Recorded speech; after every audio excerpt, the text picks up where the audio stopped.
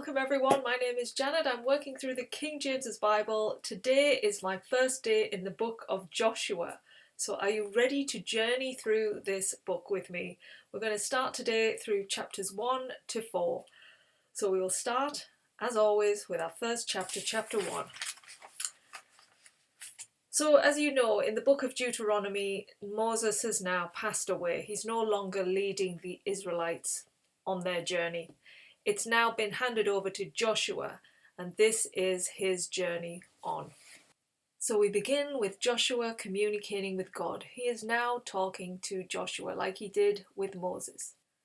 And the Lord is reassuring him that he will not abandon him. He will be with him throughout his entire life on this journey and not to be fearful. He wants him to be strong.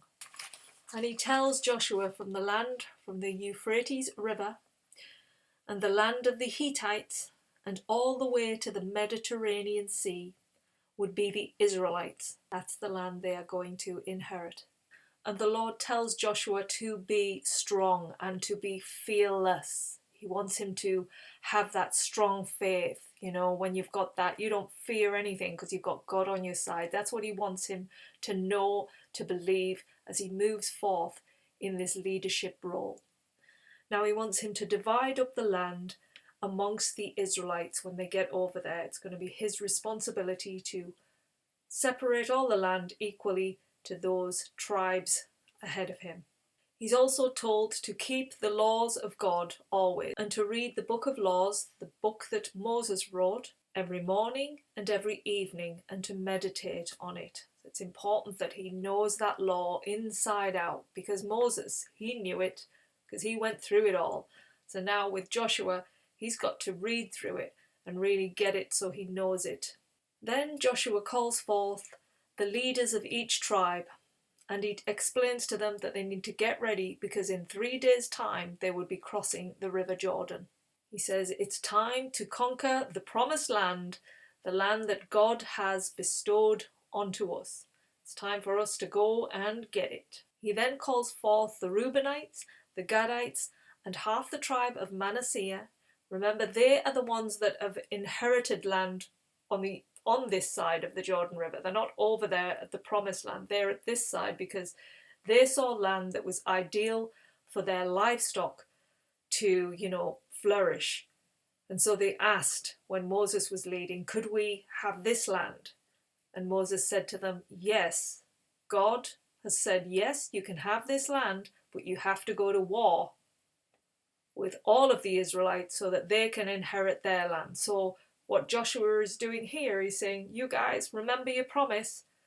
You said you're going to come over, fight the battle with us so that we can all get the land that we all deserve. And they said to Joshua, yes, we will keep our promise as long as you stay faithful to the Lord. We will follow you and your commands always. So they're on board. Everyone's on board to move forth in battle towards the promised land. And that closes chapter 1. Chapter 2 is about Rahab and the spies in Jericho. Are you intrigued? Well, let me carry on. So Joshua sends 2 spies over to Jericho because he wants to find out what is over there, what's going on, and he wants the spies to see if there's anything that will be useful for them in order to defeat these nations over there. So off these 2 spies go. And on their way there, they stop off at this house, this prostitute house, with a woman named Rahab there. And meanwhile, the king of Jericho finds out that there's 2 spies in his nation. So he calls forth some men to go to Rahab's house. And they get to the door, and obviously she hides them on the roof. Quickly, get to the roof. So the men come, knock on the door, open it, and they're asking, where are these 2 spies? We know there's 2 spies. He says, no, there's no 2 guys here now. They left. They probably are at the outskirts of the city now, but if you're on your horses, you'll be able to chase them quickly. So off they set towards finding these spies. Meanwhile, she goes back into the house, she goes upstairs and she has a chat with the spies on the roof, and she explains to them, look, all our people here in Jericho are terrified of the God that covers Israel. We know about the Dead Sea, how he parted it and how he defeated the Egyptians. And people are terrified. Please, will you save me and my family if I help you escape? And the two spies say to her, yes, if war hits this land and blood is spread amongst the city, stay in your house. You and your family stay in this house and we will not attack you. And that's what she does. She helps them escape. They go back to Joshua and they tell Joshua the news. Look, we found out that the people are terrified of our God and that we will be victorious in this land. And that closes chapter 2. Now chapter 3, crossing the Jordan River. This gets even more exciting. So Joshua and the Israelites leave Assyria. They start moving now because you think they've been there such a long time listening to Moses' sermon about all what they have to do. So they've been there this while. Now it's time for them to start moving. So it must have been quite unsettling but also exciting. They're on this journey. This is something they have been working towards for over 40 years and they're really starting to make the progress now. And they set off along to Jordan and that's where they camp, this side of Jordan.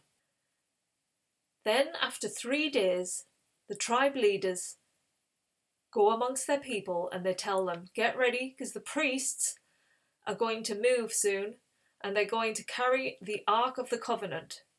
You must follow them when they go, but keep a 2,000 cubit distance from the priests and the Ark. That's what they have to do. Follow it, but keep their distance. Joshua then tells the Levites, okay guys, it's time. We have to get going now. So the priests get ready, they get the Ark of the Covenant and they set forth. And the people obviously see the Ark moving and they set forth after it as their faithful disciples of God. And the Lord lets them know that he is going to be with them just like he was when he opened that Red Sea.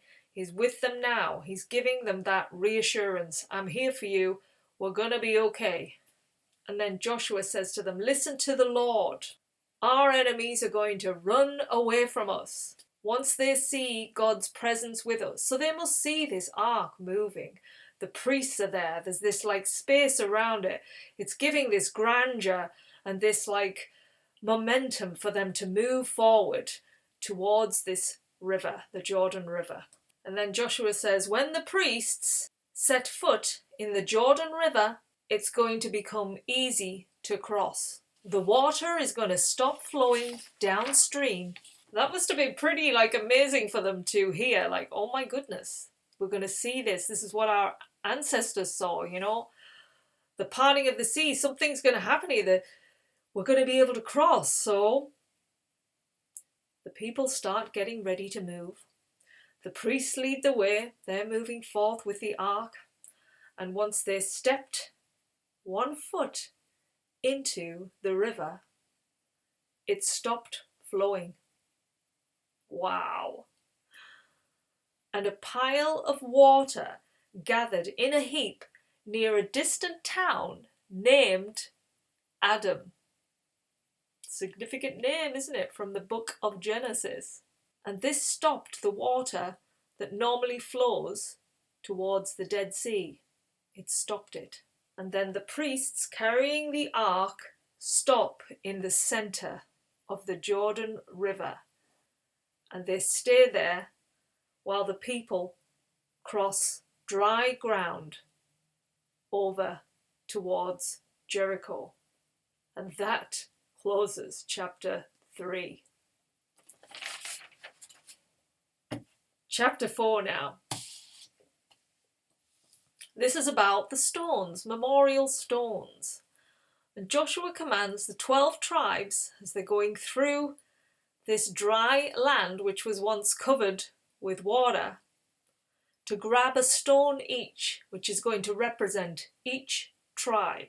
And it's going to become, each stone is going to become a memorial for the children to come of the Israelites, to let them know God was here. God showed his power both here at the Jordan River, and also at Egypt, when he parted the Red Sea. So the tribes did as Joshua said, and they each grab a stone and take it across over the river. They get to the other side and they camp on the 10th day of the first month, and they camp at a place called Gilgal, east of Jericho. And then Joshua has those 12 stones pitched at that point as the memorial for them all to know that their God gave them passage through the river. And it is also to remind other people to fear the Israelites' God for what he can do. And that, my friends, closes these 4 chapters. What a journey the Israelites have just been on with Joshua, his first stepping into that leadership role. And look at what has already happened. This is going to empower him to feel like, wow, look who I've got on my side. It gives him that power to be the leader that he needs to be in order to become victorious as they go into battle in Jericho. So thank you for being here, and I'll be back tomorrow with more of Joshua's journey with the Israelites. See you soon. Bye.